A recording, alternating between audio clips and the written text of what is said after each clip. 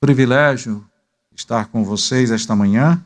Sim, meu tom de gratidão à igreja pelo apoio que tem dado também a minha igreja, a primeira igreja batista em Miguel Pereira. Os irmãos têm abençoado a vida daquela igreja e você estando em Miguel Pereira, desejando, visite a primeira igreja batista. Nós estamos bem no centro da cidade, bem no centro mesmo. Espero que em breve a identificação seja na rua da igreja e não na rua do correio. Mas, por enquanto, procure pela rua do correio e ali está a igreja, bem no centrinho de Miguel Pereira, uma cidade bela, uma cidade acolhedora, terceiro melhor clima do mundo, chique, né? Ok? Mas também está sendo cunhada uma outra frase, está se dizendo que Miguel Pereira é a Gramado Carioca, ok? Muito bem, não estou ganhando um centavo para fazer a propaganda turística, né? Fantástica. Pois bem, eu quero esta manhã conversar com vocês com as Escrituras abertas e quero convidá-los a abrir a primeira carta de Paulo aos Coríntios, capítulo 1, versículo 1 ao verso 9. Primeira carta de Paulo aos Coríntios, capítulo 1, do versículo 1 ao verso 9. À luz desses 9 versos, quero pensar com você sobre a glória da Igreja de Deus. Escreveu assim Paulo, chamado pela vontade de Deus para ser apóstolo de Jesus Cristo, e o irmão Sóstenes, a igreja de Deus que está em Corinto, aos santificados em Cristo Jesus, chamados para ser santos, com todos que em todo lugar invocam o nome de nosso Senhor Jesus Cristo, Senhor deles e nosso. Graça a vós outros e paz da parte de Deus, nosso Pai, e do Senhor Jesus Cristo. Sempre dou graças a meu Deus a vosso respeito, a propósito da sua graça, que vos foi dada em Cristo Jesus, porque em tudo fostes enriquecido nele, em toda a palavra e em todo o conhecimento. Assim como o testemunho de Cristo tem sido confirmado em vós, de maneira que não vos falte nenhum dom, aguardando vós a revelação de nosso Senhor Jesus Cristo, o qual também vos confirmará até ao fim, para serdes irrepreensíveis no dia de nosso Senhor Jesus Cristo. Fiel é Deus, pelo qual fosse chamado à comunhão de seu Filho Jesus Cristo, nosso Senhor. Sejamos todos nós abençoados com a bendita palavra de Deus. Creio que para alguns de vocês é possível imediatamente haver uma breve censura, falar sobre a glória da Igreja de Deus e escolher a carta de Paulo aos Coríntios, porque um bom número de vocês deve conhecer um pouco a história desta igreja, a situação desta igreja. Porém, eu gostaria de pensar com vocês esta manhã, justamente baseado no ponto do olhar para Paulo, não somente como um plantador de igreja, um olhar para o apóstolo Paulo, não somente como um grande teólogo, mas Paulo também foi um grande pastor de gente, pastor de pessoas, pastor da igreja de Deus. Portanto, esta é uma boa definição para a igreja. A igreja é sim um grupo de pessoas, de homens, de mulheres, são salvas, redimidas pelo Senhor Jesus Cristo. Por que digo isto? Porque muitas vezes falamos da igreja, conversamos sobre a igreja, elogiamos ou criticamos a igreja como se a igreja fosse alguma coisa, exceto pensando que a igreja são pessoas. A igreja é formada de gente que tem sentimento, emoção, gente que pensa, gente que sabe o que é ser pecador, sabe da seriedade, da gravidade do pecado, gente que, ao saber disto, ouviu o Evangelho, e uma vez que ouviu o Evangelho, pela graça soberana do Senhor, arrependeu-se dos seus pecados, converteu-se a Cristo.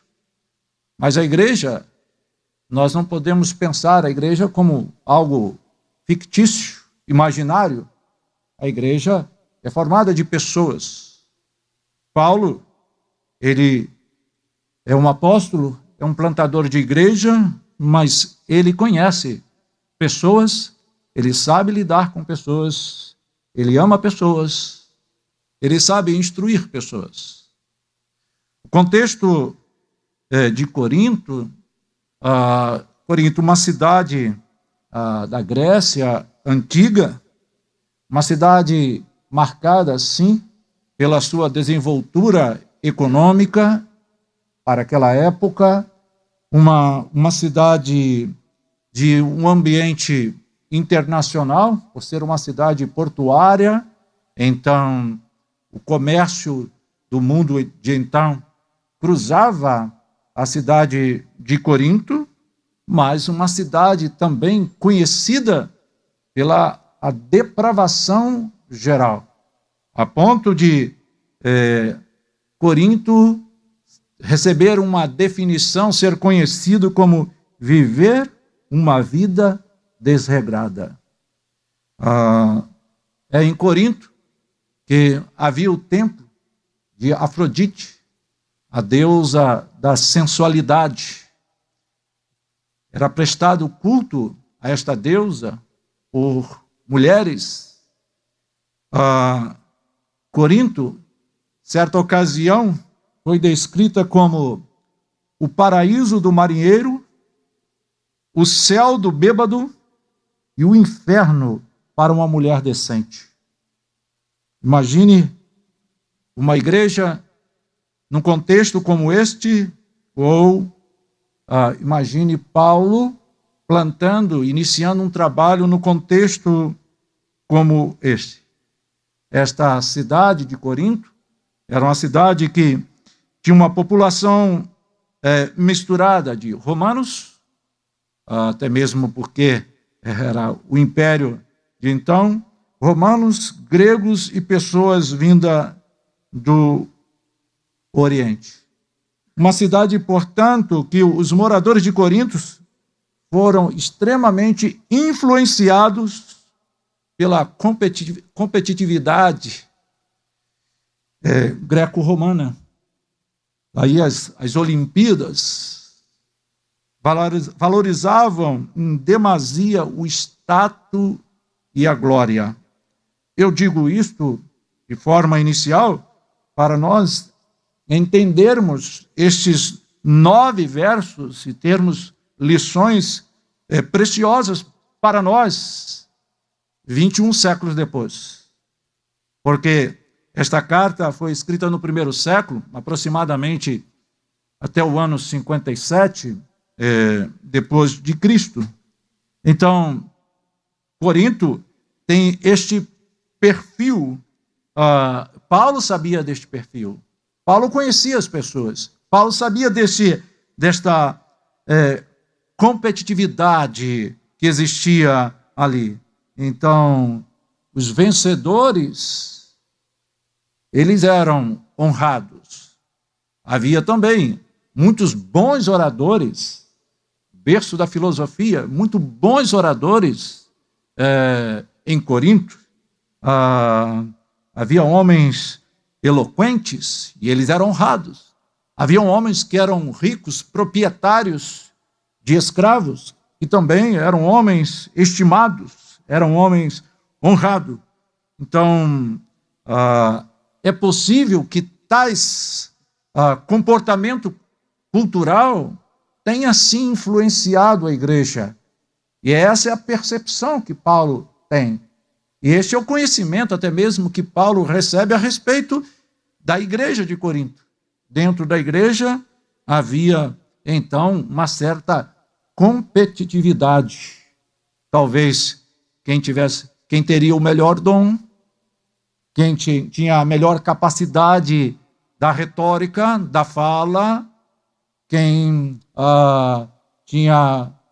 era dotado de maior sabedoria.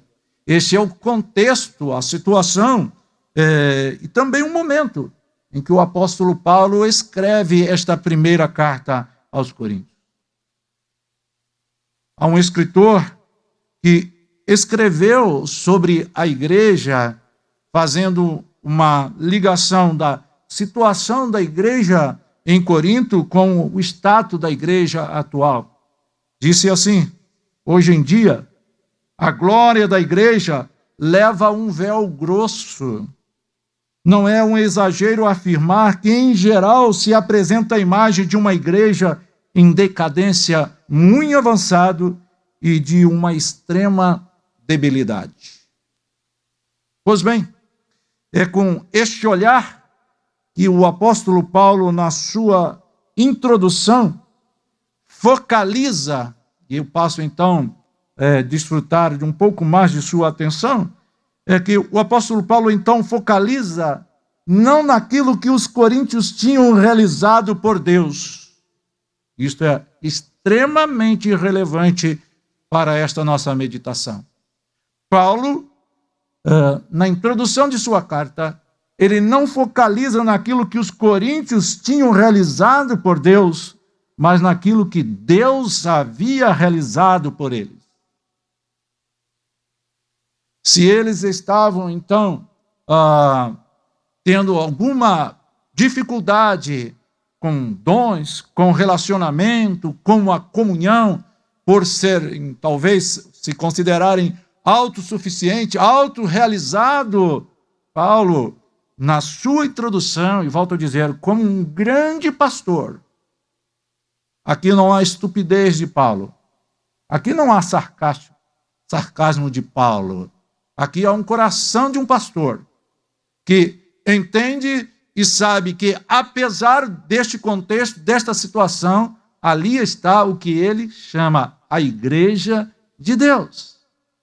E Paulo, então, mostra para eles não o que eles haviam realizado, mas o que Deus havia realizado por eles. É justamente, então, com este olhar que eu quero pensar sobre a glória da igreja de Deus.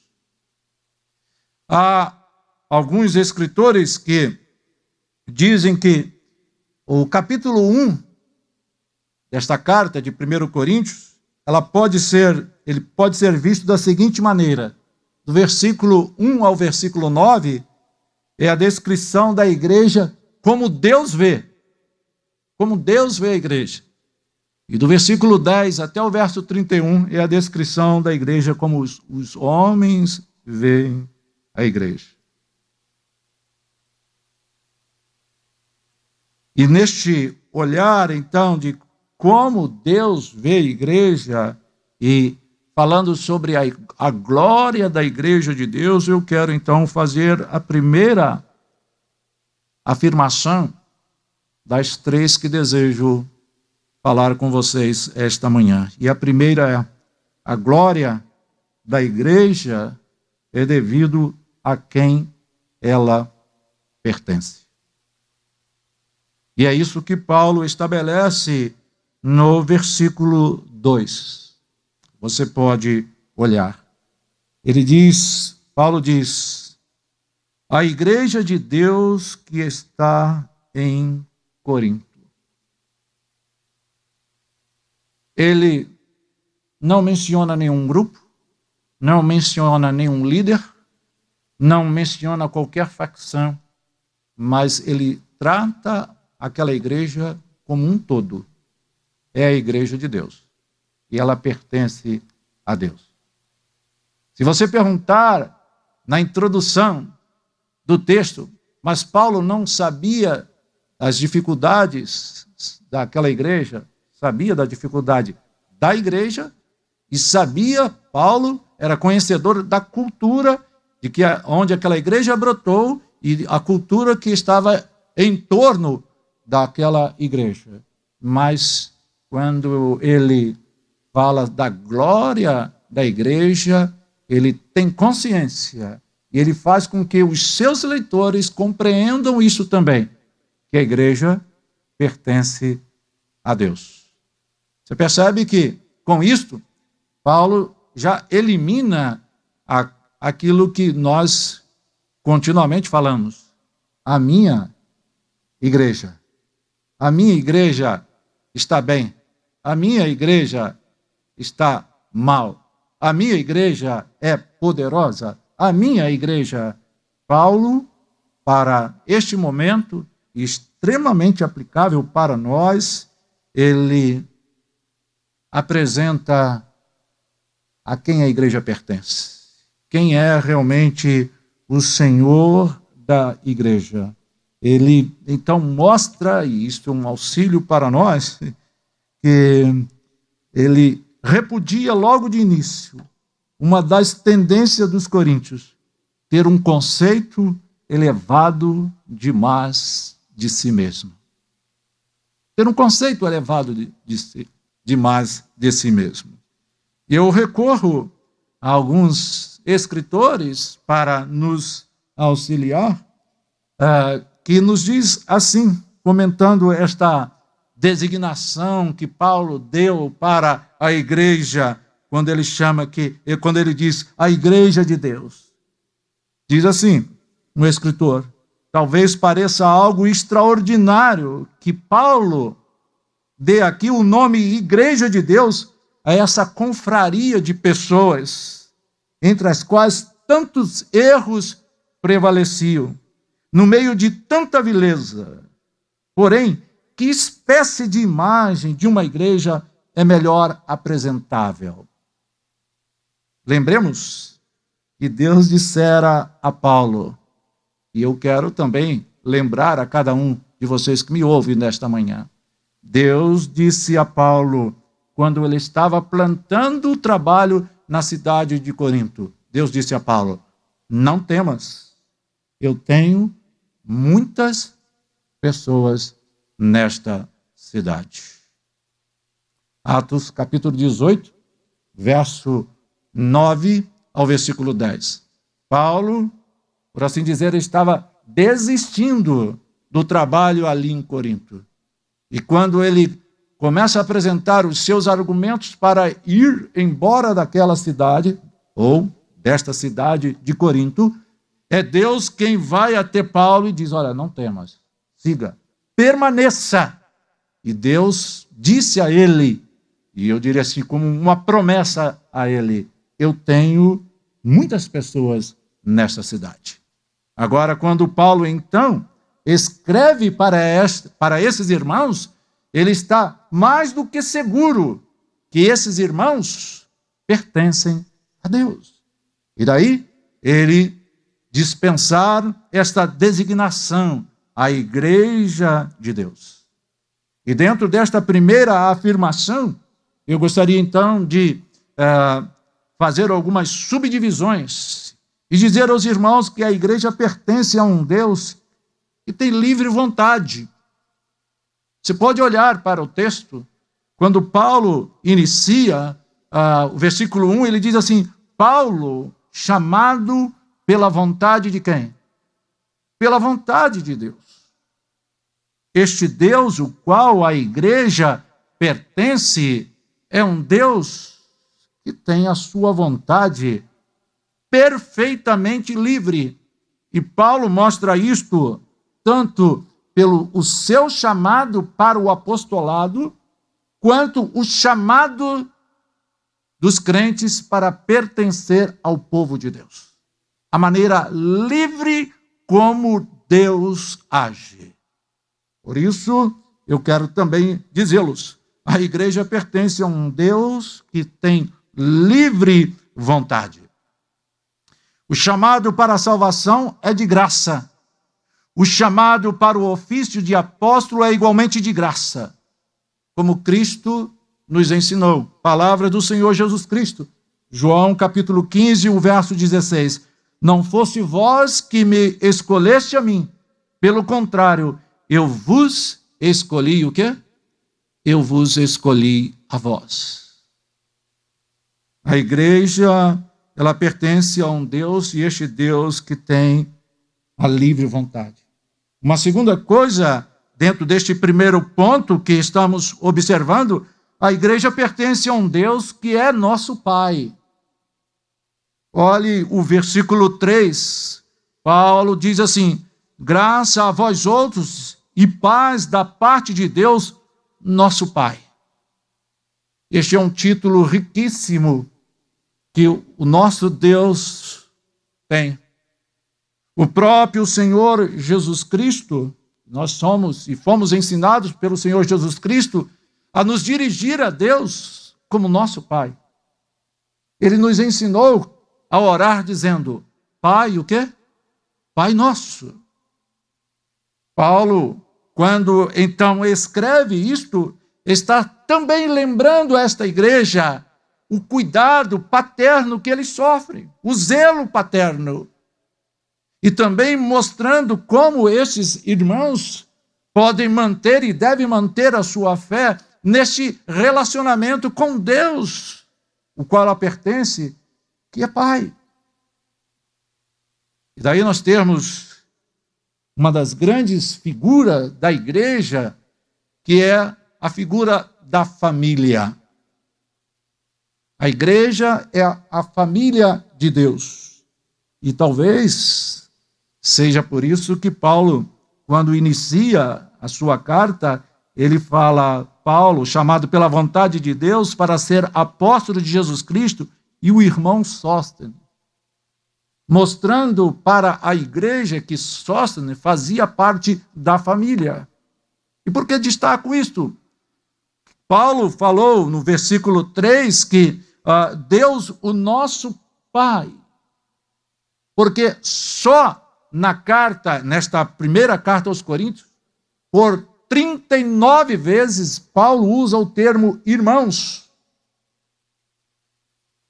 Uma grande demonstração de entender que temos um Pai, Deus é o nosso Pai, que nós pertencemos à sua família e que nós temos uma convivência de irmãos.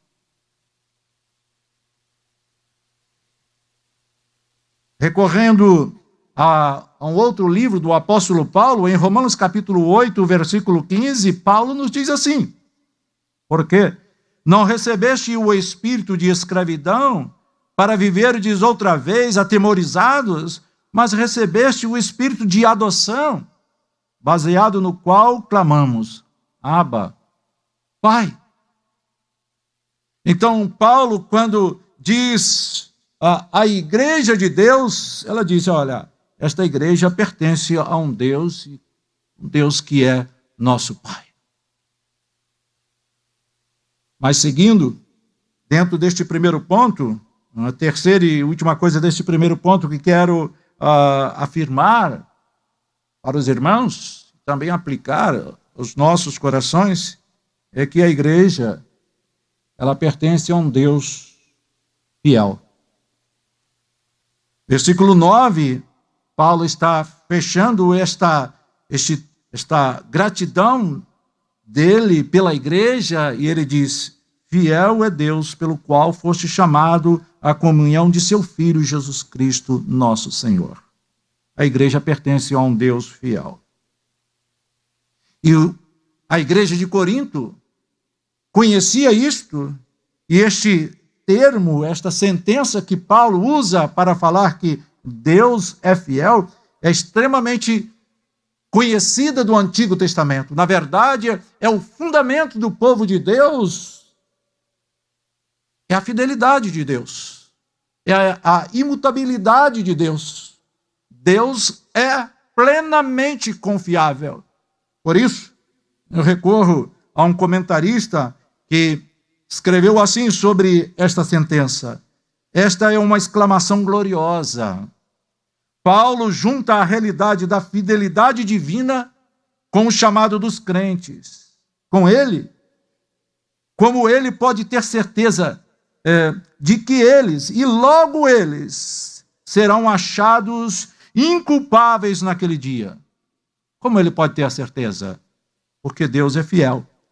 E lhes assegura, baseando sua confiança em uma das mais arraigadas ideias acerca de Deus encontrada no Antigo Testamento. O Deus de Israel era um Deus fiel, sempre confiável e incapaz de ser diferente, com quem, portanto, era possível contar para o cumprimento de todas as promessas. Eu recorro somente a 2 textos do Antigo Testamento para alicerçar esta afirmativa. Deuteronômio capítulo 7, o verso 9, Moisés, instruindo ao povo sobre a entrada na terra prometida, ele diz assim: saberás, pois, que o Senhor teu Deus é Deus, o Deus fiel, que guarda a aliança e a misericórdia até 1000 gerações, as que o amam e cumpre os seus mandamentos. É a base da confiança, é a base da segurança para o povo de Israel, é este Deus fiel. Ainda recorrendo a um outro texto do Antigo Testamento, o Salmo de número 145, o verso 13 está assim, a parte final: o Senhor é fiel em todas as suas palavras e santo em todas as suas obras. Portanto, falar sobre a glória da igreja, é preciso, em primeiro lugar, então, pensar que a glória da igreja é devido àquela a quem ela pertence. Mas a segunda coisa que eu gostaria de falar sobre isso: a glória da igreja também está em quem ela invoca, em quem ela pertence e agora em quem ela invoca. Olhando o versículo 2, você pode ler novamente comigo. Paulo, 1 Coríntios 1, o verso 2. A igreja de Deus que está em Corinto, aos santificados em Cristo, chamado para ser santo, com todos os que em todo lugar invocam o nome do Senhor Jesus Cristo. A glória da igreja está em quem ela invoca: o Senhor Jesus. Invocar o nome de Deus é uma das principais formas em que a fé é exercitada. Paulo diz que Cristo é invocado pelos fiéis, e é assim que a sua deidade, Cristo, é estabelecida, porquanto a invocação é uma das primeiras evidências do culto divino. E se você, meu irmão, observar, capítulo 1, do verso 1 ao verso 9, por curiosidade, olha quantas vezes Paulo fala de Cristo Jesus, de Jesus Cristo ou Senhor Jesus Cristo. Você pode olhar, capítulo 1, o versículo 1, ele fala de Jesus Cristo. No versículo 2, ele fala de Cristo Jesus. Ainda no versículo 2, ele fala Senhor Jesus Cristo. No versículo 3, ele, Senhor Jesus Cristo. No versículo 4, ele fala Cristo Jesus. Observe que Paulo, ele está mostrando não somente para a igreja a quem ele invoca, mas mostrando quem é central na vida da igreja. Posso lhes dizer que esta escrita de Paulo é extremamente cristocêntrica. Assim como deve ser a vida do crente, assim como deve ser a vida da igreja, assim como deve ser o culto oferecido. Por isso, podemos sim afirmar que a glória da igreja está em quem ela invoca, o Senhor Jesus Cristo. Meus irmãos, mesmo que seja de uma forma bem breve, mas olhemos quem é Cristo, ou quem é Cristo Jesus, ou quem é Jesus Cristo, nesses versos em que Paulo escreve, nesses 9 versos. Olhemos no versículo 1, Cristo Jesus. Paulo diz assim: Paulo, chamado pela vontade de Deus para ser apóstolo de Cristo Jesus. Vejam que Cristo Jesus, aqui, é o conteúdo da mensagem a ser pregada. Paulo diz, chamado para ser apóstolo de Cristo Jesus. Cristo Jesus, ele é não somente o conteúdo, ele é a mensagem a ser anunciada, a ser proclamada. Por isso que a glória da igreja está naquele a quem ela invoca. Uma outra coisa, Cristo Jesus é aquele que, por meio de sua obra redentora, santificou o seu povo. A obra consumada de Cristo, o mérito é todo de Cristo, o sacrifício é de Cristo, o sangue derramado é de Cristo, a morte é de Cristo, o sepultamento de Cristo, a ressurreição de Cristo. Paulo, no versículo 2, ele diz isto: a igreja de Deus que está em Corinto, aos santificados em Cristo, chamado para ser santo com todos que em todo lugar invoca o nome de nosso Senhor Jesus Cristo. O mérito é de Cristo.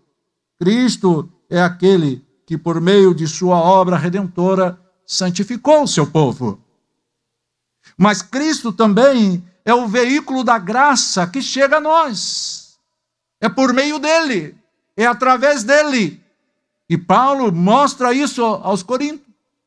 Se Paulo está demolindo qualquer autorrealização, autossuficiência, qualquer status daqueles irmãos, ao se considerarem, então, quase que independente de Cristo, ele, então, lembra aqueles irmãos que Cristo Jesus é o veículo da graça que chega a nós. A tradução da NVT, Nova Versão Transformadora, escreve o versículo 4 assim: sempre agradeço a meu Deus por vocês e pela graça que Ele lhes tem dado em Cristo, o quê? Em Cristo Jesus. Neste versículo, Paulo está agradecendo pelo gracioso derramamento da misericórdia de Deus em Cristo sobre quem não merece. Cristo, portanto, ele é o veículo da graça que chega a nós. Ainda nesse segundo ponto, falando sobre a glória da igreja, está em quem ela invoca, o Senhor Jesus Cristo é aquele que esperamos. Nós o invocamos e é aquele que nós esperamos. E você já sabe. E você já viu aí no versículo 7, nós vamos novamente voltar no verso 7. De maneira que não vos falte nenhum dom, aguardando vós a revelação de nosso Senhor Jesus Cristo. Quem é Cristo para Paulo? Cristo é aquele que a igreja deve ansiosamente esperar por ela. Fiz uma anotação sobre o versículo 7, quero dividir com todos vocês o seguinte termo: vale ressaltar que o apóstolo Paulo está em tom de gratidão neste verso 7. Gratidão pelos dons espirituais. Porém, o apóstolo lembra aos coríntios que a presença dos dons espirituais não é a última palavra. Por isso, a gratidão de Paulo pelos dons que eles têm inclui um lembrete de que ainda aguardam a glória final. E, meus irmãos, por vezes, e não poucas vezes, e muitas vezes, ou quase sempre, a igreja de Cristo caminha, mas deixa de lembrar que nós aguardamos a glória final.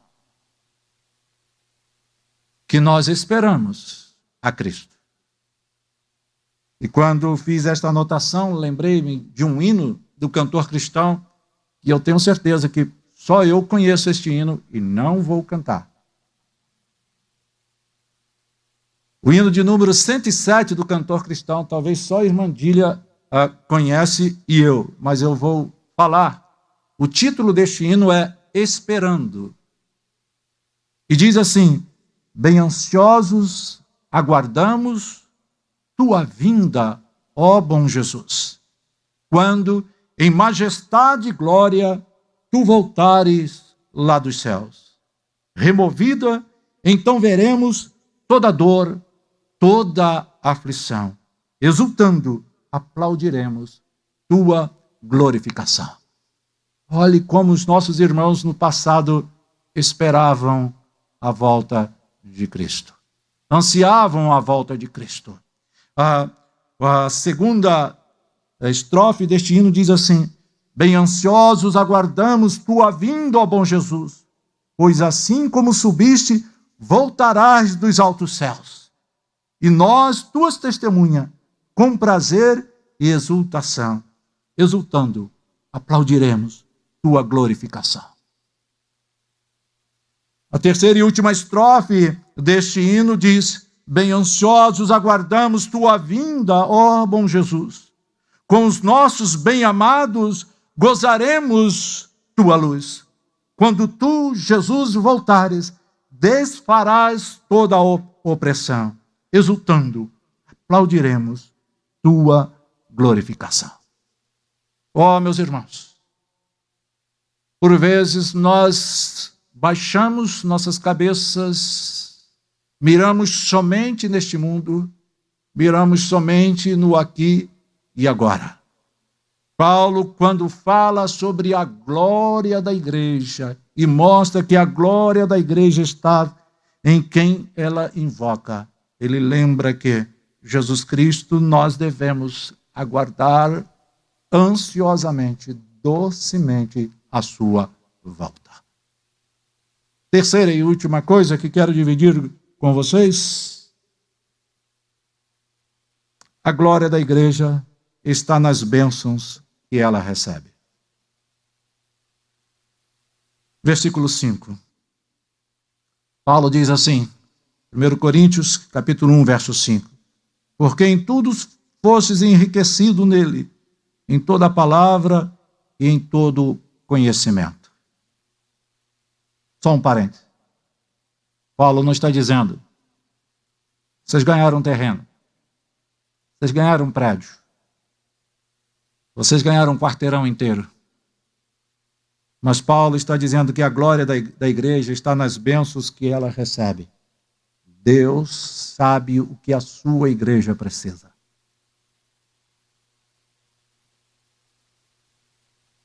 Neste último ponto, de uma forma muito livre, não descompromissada com o texto, mas de uma forma muito livre e aplicando a cada um de nós, eu gostaria de mostrar para os irmãos, não me ater somente no verso 5, mostrando precisamente o que Paulo está falando das bênçãos que a igreja recebe, mas de uma forma muito livre.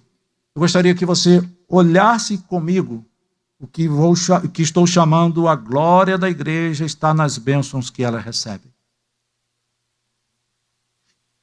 E terminar de uma maneira que você, como crente em Cristo Jesus, sinta-se encorajado a observar a glória da igreja de Deus e viver de tal maneira que reflita esta glória da igreja.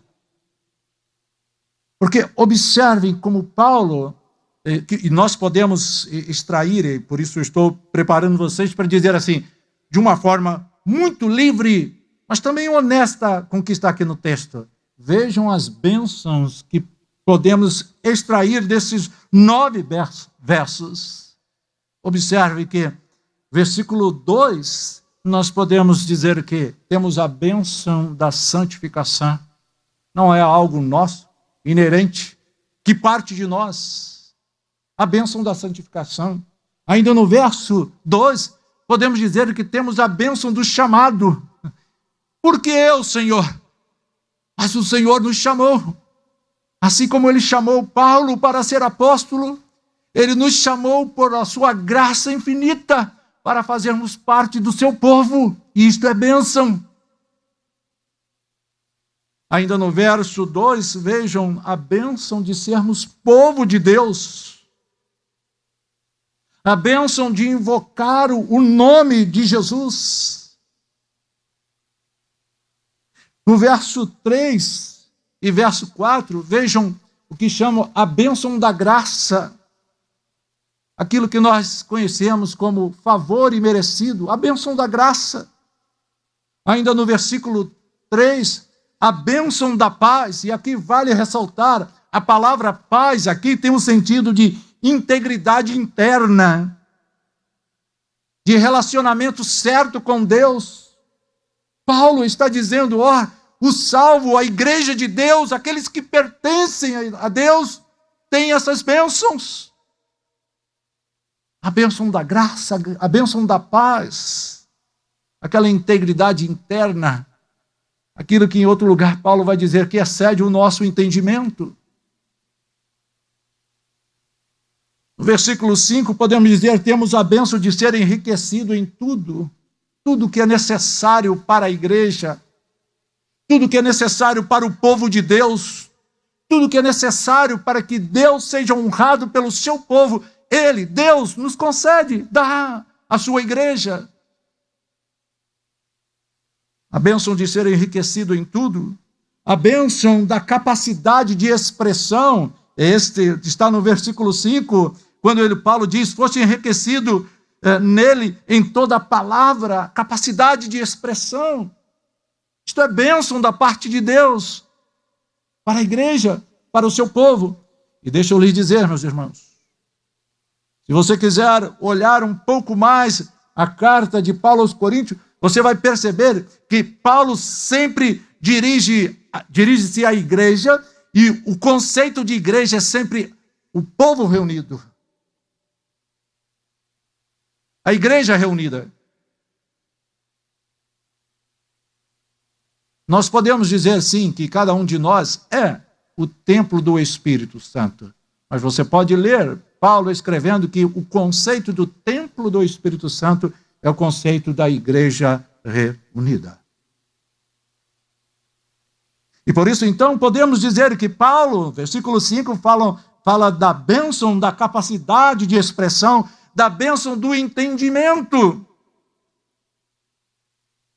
No verso 6, a bênção de ter a mensagem de Cristo firmada. Olha o versículo 6, ele de alto valor para nós esta manhã.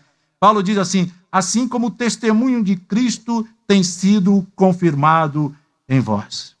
O conceito aqui é o seguinte, é o momento que o evangelho foi ouvido, crido e consolidado em nosso coração. Paulo está em um tom de gratidão, dizendo, isto é uma bênção de termos ouvido o evangelho, crido no evangelho, e o nosso coração ter sido firmado no evangelho. Isto é bênção, isto é graça de Deus. Que esta manhã, cada um de vocês que me ouvem aqui, possam olhar para a palavra do Senhor e acolher a palavra do Senhor e receber e entender que a glória da igreja está nas bênçãos que ela recebe e não nas bênçãos que ela produz. Podemos ainda seguir dizendo que a bênção de ter os dons espirituais, e isto não é pela habilidade, mas é dádiva de Deus. Versículo 7. De maneira que não vos falte nenhum dom. Isto é bênção. Mas no versículo 7, já quase encerrando minha lista aqui, a bênção da esperança. E observe outra vez comigo. De maneira que não vos falte nenhum dom, aguardando vós a revelação de nosso Senhor Jesus Cristo. A bênção da esperança. aquela esperança que não falha, aquela esperança que jamais irá falhar com cada um de nós. Versículo 8, podemos dizer, versículo 8, a bênção da perseverança. O Senhor é fiel. O Senhor da igreja é fiel. A quem a igreja pertence, Ele é fiel. E Ele nos deu uma passagem, como diz o Senhor Spurgeon, e essa passagem vai do ponto inicial até o ponto final. Nenhum de nós é capaz de perder esta viagem. Todo aquele que o Pai me dá, este vem a mim, e aquele que vem a mim, de maneira nenhuma lançarei fora. A bênção da perseverança. Antepenúltima. Versículo 8. O qual também vos confirmará até o fim, para serdes irrepreensíveis. A bênção do inocentamento, de sermos inocentados. Em Cristo Jesus fomos inocentados. Deus olha para nós, temos Cristo Jesus. Por causa da obra de Cristo Jesus, nós somos declarados justos, somos declarados inocentes. A bênção do inocentamento. Agora sim, a penúltima. A bênção da inculpabilidade. Não há mais nenhuma culpa. Não há mais nenhuma condenação. Versículo 8. O qual também vos confirmará até o fim, para serdes irrepreensíveis no dia de nosso Senhor Jesus Cristo. E finalmente, a bênção da comunhão. Comunhão com quem? Comunhão com o Senhor Jesus Cristo. Mas todo aquele que tem a comunhão com Cristo também tem a comunhão com os filhos, aqueles que pertencem a Cristo. Comunhão com Cristo e comunhão com os irmãos. Paulo diz, o qual também vos confirmará até o fim, para seres irrepreensíveis no dia do Senhor Jesus Cristo, fiel a Deus, pelo qual foste chamado à comunhão de seu Filho. 3 coisas afirmei esta manhã a vocês. A glória da igreja de Deus. Em primeiro lugar, a glória da igreja é devido a quem ela pertence. Em segundo lugar, a glória da igreja está em quem ela invoca. Em terceiro lugar, a glória da igreja está nas bênçãos que ela recebe. Para despedir-me de vocês esta manhã, 3 breves aplicações. Primeiro, prestemos muita atenção no versículo 2. Por quê? Para que neste mundo não esperemos ser uma igreja sem sequer uma mancha ou ruga.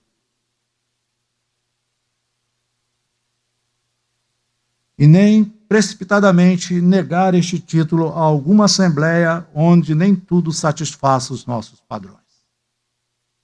Paulo sabia da deficiência desses irmãos. Paulo sabia das dificuldades desses irmãos. Mas quando dirige-se a esses irmãos, ele diz, a igreja de Deus que está em Corinto. Toda a igreja tem 2 endereços. Um endereço geográfico e o outro em Cristo Jesus. Enquanto estivermos neste mundo, nós não procuremos obcecadamente encontrar a igreja perfeita. Porque sempre haverá alguma mancha, sempre haverá alguma deficiência. Terceiro, Paulo não diz que a comunidade do povo de Deus em Corinto era parte da igreja. Ele não diz, a parte da igreja, há uma facção da igreja, mas ele diz, a igreja. Toda igreja, nós podemos dizer, a igreja está presente como um todo em um microcosmo. Aqui, esta manhã, está a Igreja de Deus.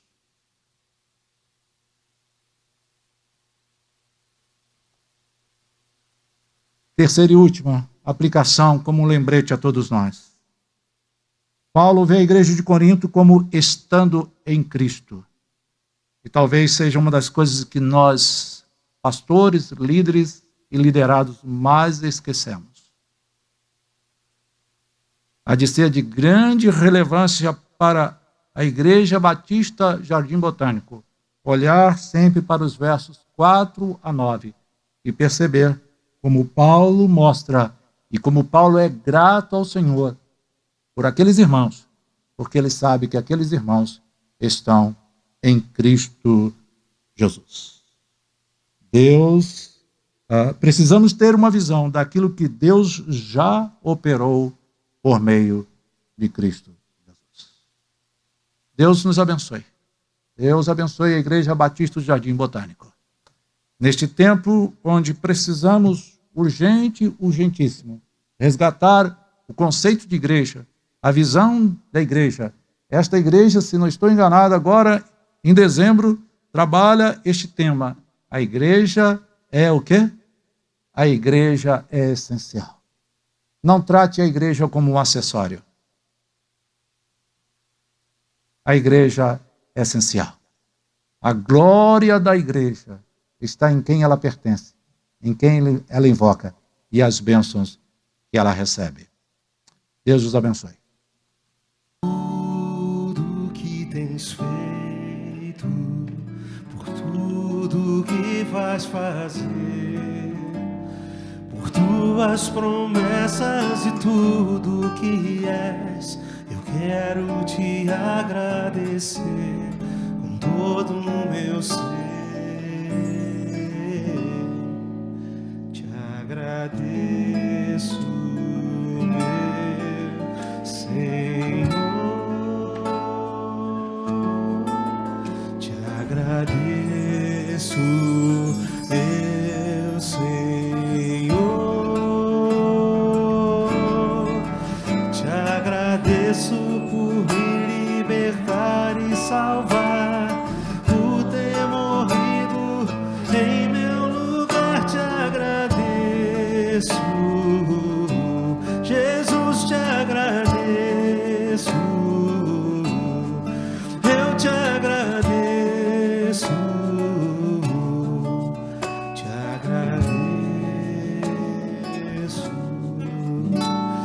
por tudo que tens feito, por tudo que vais fazer, por tuas promessas e tudo que és. Eu quero te agradecer com todo o meu ser. E aí? Te agradeço, meu Senhor. Te agradeço, meu Senhor. Te agradeço por me libertar e salvar, por ter morrido em meu lugar. Te agradeço, Jesus, te agradeço.